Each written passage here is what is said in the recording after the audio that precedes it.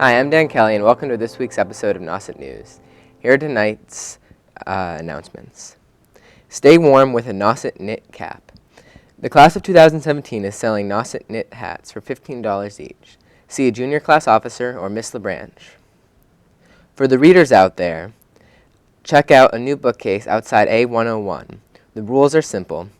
Share a book for others to enjoy, then borrow a book and return it. The Best Buddies Club is selling Best Buddies Nauset t-shirts. They're $20 each. Please contact Rebecca Miller with any questions. Billingsgate Invitational Basketball Tournament. Billingsgate Invitational Basketball Tournament will be held this year on March 11th through March 13th. Forms can be picked up in the attendance office with Miss LaBranche. For college-bound seniors, new scholarships show up daily in a 3-ring binder outside guidance. These are scholarships that are not found on Naviance. If you're bullied, pressured, or have a private question, there's a link on the daily bulletin to get you in contact with the right people. For this week's lineup, our top story will be about the upcoming presidential election, reported by Simon Vanderschmidt. The High Five will be reported by Kellen Perry. Sports will be by Tori Shee. Things to Do will be by Parker Cameron and Nicole Shealy. Talent Search will be about Marissa Freeman, reported by Kai Lamb. Our health tip will be reported by Silas Borepsky, and our extra report will be by Mitchell Lang. I'm Dan Kelly. This is Nauset News. Have a good night. Hello, my name is Simon Vanderschmidt, and today I'm going to be interviewing people around campus about their views on the current presidential race. There's been a lot of stuff that's happened and a lot of surprises in terms of what candidates have come out on up top. So, what is your opinion, Annie, on the current presidential candidates and the current state of the presidential race? Well, I believe that Bernie Sanders may have a shot at being the president. And do you think he's probably the best candidate at the moment, or do you think there's someone who's better? I think people are going to hate me for this, but Donald Trump. He is probably a better choice than Bernie Sanders. Now, why do you say that? Well, if it comes down to it, Bernie Sanders he's not honest, and he can be bought. Donald Trump is a multi-billionaire with a B, and he cannot be bought. Money cannot corrupt him. Well, that's a really interesting opinion. Thank you very much. And we're going to move on to the next person. All right, so now I'm here with Mr. Fleming, current assistant principal, one of the current assistant principals, and I'm going to be asking him about his political views. So, the presidential race recently has had its ups and downs. A few people have dropped out, a few people have joined in. So, what is your current opinion about the presidential race, and do you think any candidates have a better chance of winning than others? It's a little early yet to find out who's narrowing it down, but you did say that a couple of guys are getting out of the race. It seems like on the Republican side, they're bailing out, and it's getting down to, it looks like the big three are Trump, Cruz, and Rubio on that side, and Hillary and Bernie Sanders on the Democratic side. But I'm pretty much down the middle. I don't know where I'm going just yet. Do you think that any presidential candidates are worse or better than any others? Do you have a preference as to who you'd like to become president? I don't really know yet who I'd like to see as president. I like things about each candidate, and I don't like things about each candidate. So it's going to be a difficult conversation between now and November with myself. But I'll figure it out when it gets closer, maybe the summertime. All right, thank you very much. Excellent. Yep. If you want more news about any political events going on and the presidential race, keep your eyes glued to the TV, where all that stuff will be happening. And also, you can also check it out online. There are many websites and news sites that you can check out to make sure you are on top of the current election. Thank you very much. I've been Simon Vanderschmidt. Hi, I'm Nicole Shealy. And I'm Parker Cameron. And welcome to Things to Do. First, we're going to start with the movie reviews. If you like superhero movies, Deadpool is the movie for you. The 108-minute rated-R movie is about Wade Wilson, who, after being subjected to a rogue experiment, leaving him with healing powers, adopts the alter ego Deadpool. Armed with his new abilities, Deadpool hunts down the man who nearly destroyed his life. This movie earned 2.5 stars. If you're looking for a movie for a younger audience, Kung Fu Panda 3 is a movie for you. The movie is about Po the panda, who is back and ready to fight. He gets help after a reunion with his father. His father shows Po how to fight in the ways of the panda. The PG movie is 95 minutes long and received 3 stars. Lastly, the PG-13 movie, The Finest Hours, is a family film that takes place in the 50s. Set and partially shot on Cape, it's about a 4-man Coast Guard team out of Station Chatham and its attempt to rescue 33 members of a crew whose oil tank has been ripped in half. The 114-minute movie received 3 stars. Now over to you, Parker, for the activities. The brewery tours at Cape Cod Beer and Company, located on Finney's Lane in Hyannis. You can take a tour of the Cape Cod Beer Company with no appointment necessary, and it's open to all ages, and you must be 21 years of age to sample beer. Another option, if you're a wine lover, is you can head over to the Harvest Wine Gallery in Dennis for tapas, a glass of wine, and live music every weekend. Talking about live music, Mooncusters in Harwich offers jazz on Friday and Saturdays. Well, the Land Ho and the Barley Neck, both in Orleans, offer live entertainment every weekend. Finally, if you want to have a different night of entertainment, try bowling. There are plenty of places on Cape Cod to bowl. Orleans Bowling, also featuring Big Dog's Barbecue, Ryan Family Amusement in many locations, and finally the Lanes in Mashpee, which offers food and drinks as well. I'm Nicole Sheely. And I'm Parker Cameron. And this has been Things to Do, and we hope we gave you some ideas for the weekend. Hello, I am Kyle Lamb here with the Talent Search. I'm here with Mercer Friedman today. So what kind of talents do you have? I do art.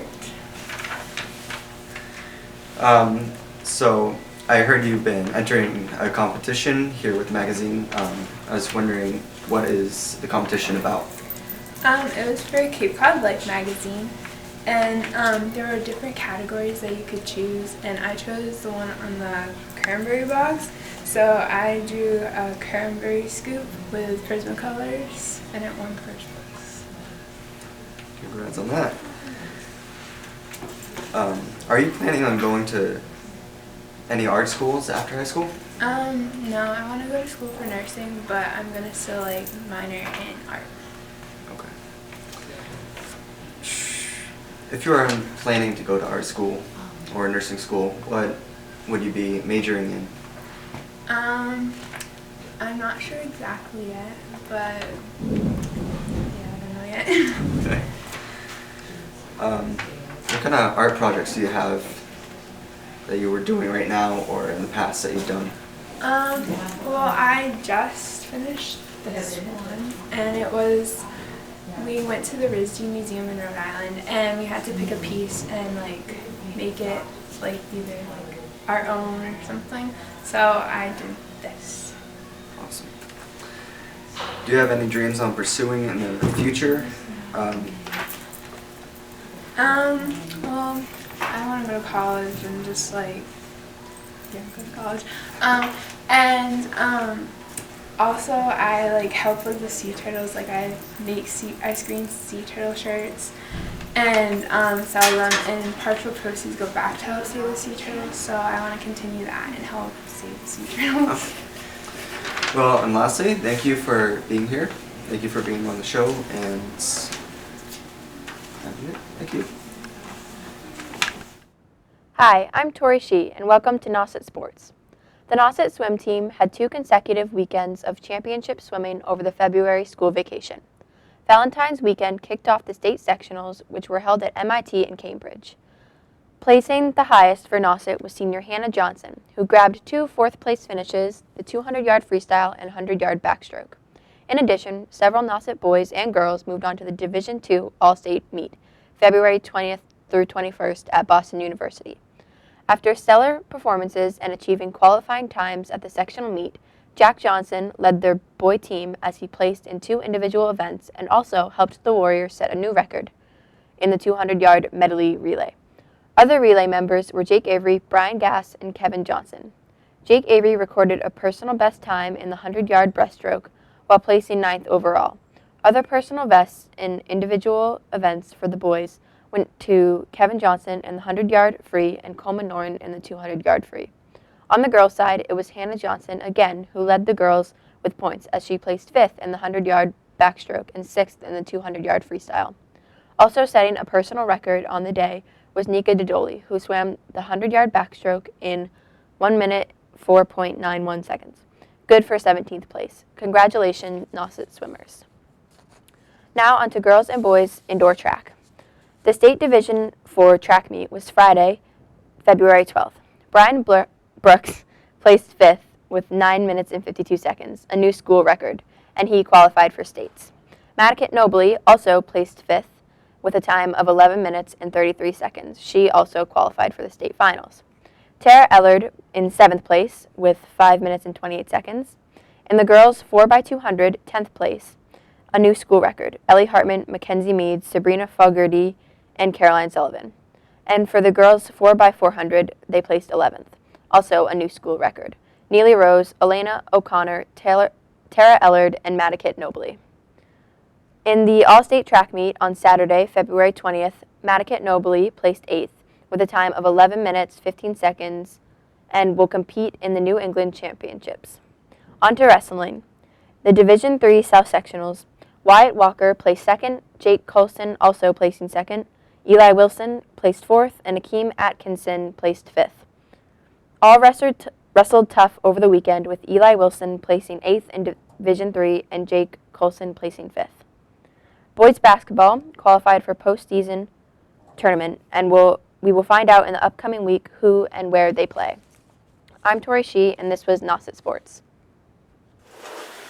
Hello, my name is Simon Vanderschmidt. I'm here today with Mr. Fauché in his advanced robotics class. So tell us a little bit about the class and what you do here. This class is the Advanced Robotics Engineering and Technology class, and the idea is to introduce students to a C-based type programming language commonly used today in different applications. And we call it Robot C. And when they write the programming code, they're trying to get the robot to do some kind of autonomous run from the programming language code that they've entered in the computer. And it's kind of fun because not only are they learning code, but they're seeing the results of the code that they write. You know, if you write the code correctly, you'll see the robot run correctly. If the code is written incorrectly, the robot's not going to do what you want it to do. So you have an immediate feedback as to how you're doing your coding. So that's pretty interesting. Go ahead. One more question for you before we move on to displaying the students' robots here. What are the real-world applications of C-based programming languages? They can run so many different things in industry, many applications in science, engineering, and technology. There are just so many that it's hard not to imagine any type of modern instrumentation not using some kind of programming language. All right, that seems pretty cool. Thank you very much. You're welcome. So now I'm here with Michael discussing the Robot C programming language. Can you show us how the programming language works? Well, yeah, if you want to look on the computer here. Okay, so Robot C language uses syntax and different wording in order to explain what the robot is doing. So the code in blue along the side is the main idea. So if you put down motor, it's talking about the motor on the robot. The red stuff is the specifics about that topic. So if it's motor B, so it's a specific motor on the robot. And that's usually followed by a certain power. So right now, if you look here, it says 50. So the motor is at half power. So it's only going to move a certain distance on that power. And meanwhile, the green stuff is actually not even code. It's called pseudocode. And that's basically just an explanation of what you've been writing. So the robot doesn't even read any of this language. It's more just for my general benefit. So when you're all done, you can download it to the robot by Bluetooth or by cord, and you can run your program. All right, so what's going to happen now is this little robot here with the code that he has written is going to move along here, down here, and into the finish line zone, which is here, without touching any of the walls.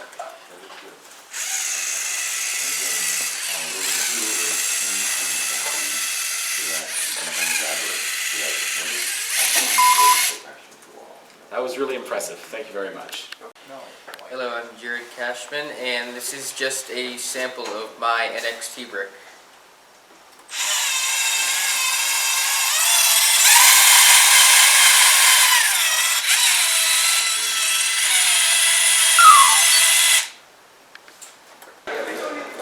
We hope you enjoyed this presentation of Nauset Regional High School's Advanced Robotics class. We'll see you next time.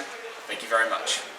Hi, I'm Callum Perry on the High Five segment of the week here with Brooke Linnell from the girls swimming team. How long have you been swimming competitively for? About 5 years. That's interesting. What is your best stroke? Freestyle and breaststroke. How did your season go? It was difficult because I was injured in my shoulders, but other than that, it was pretty good. Do you have a personal best at the state tournament? Yes, I had a personal best in my 100 freestyle. Nice. Do you plan on swimming in college? Probably, yeah. Switching gears, what are your best classes and why? I would say English because I like to write. Did you make honor roll? I did, yes. What other activities do you belong to at the school? I'm in honors chorus, which is a big activity for me. I'm in student senate. Yeah. Well, thank you for your time, Brooke. I very much appreciate it. I'm Callum Perry, and this has been the Nauset Regional High Five segment of the week. High five. Hello, my name is Silas Brepsky, and I'm here with your week's health tip. So the spring season is fast approaching, and it's right about time to start training and eating healthier to achieve that perfect bathing suit figure in preparation for summer. For some, exercising is enough. Others may need to tweak their diets to get the most out of their weight loss programs. Here we have a list of some of the best low-calorie and low-fat foods that help shed a few pounds. First off, we have apples. They contain pectin, which helps you feel full longer. It helps curb the need for snacks throughout the day. They're also a good source of nutrients that energize you and keep you healthy. Next up, we have eggs. They're a great source of protein, and they give you a huge energy boost at breakfast.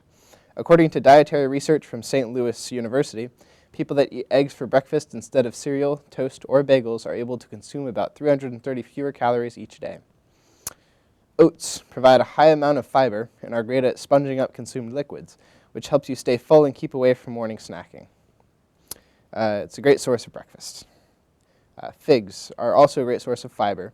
With their natural sweetness, they also make a great snack or meal additive due to their low caloric content. Potatoes are great, especially boiled, baked, or grilled. Lower amounts of carbs than competing foods such as brown rice or wheat bread, and much more filling as well. Greek yogurt is an especially good one. It balances your blood sugar and curbs cravings, satisfies hunger for quite a while, and they even offer a protein-packed Greek yogurt. It's a separate brand.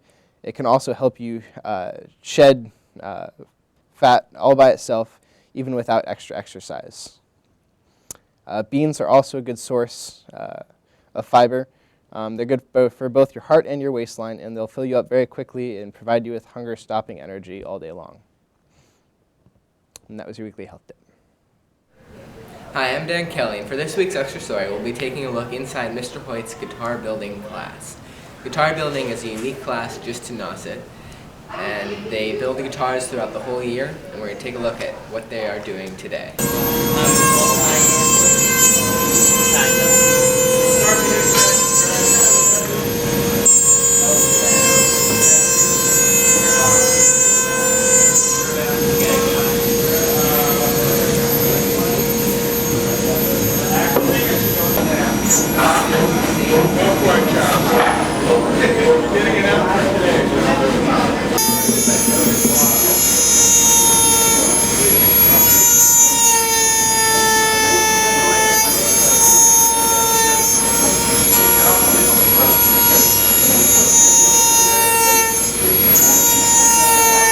Hi, I'm Dan Kelly, and I'm here with Chicky Pierce, and we are going to talk about the guitar building class. So how many times have you taken this class? I've been in the class, I was in the class the year before, and this is my second time taking it. And what do you do with the guitars that you make? The one that I made last year, I just have in my room. I sometimes play it. It's just a nice thing to have. And today, what process are you going through on your guitar?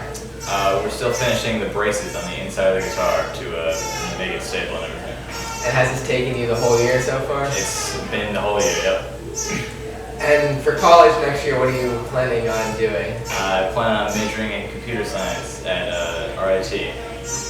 Alright, thanks for the interview. No problem. I'm now here with Trevor and Logan, and they're going to tell us about the process they went through this year with guitar building. Well, so first you have to decide what kind of guitar you want to build. It depends, and you have to decide the shape and type of wood now. Depends on what kind of sound you're looking for. If you want like a happier sound or you want a deeper sound. Higher. Happier. He's used the word happier. Happier? I didn't hear him say happier. That's because okay. you're pessimistic. Yeah, and we start by building the bodies and we build the individual pieces, and then it doesn't really all come together until the end when we put all the pieces together and then we finish it. And yeah, but that was exactly how we do it. That was your look inside guitar building class today. Woodshop is a very fun class at Nauset. I've taken it 4 times over my years, and I've built things from simple boxes up to a desk. So it's a great class. You should definitely check it out.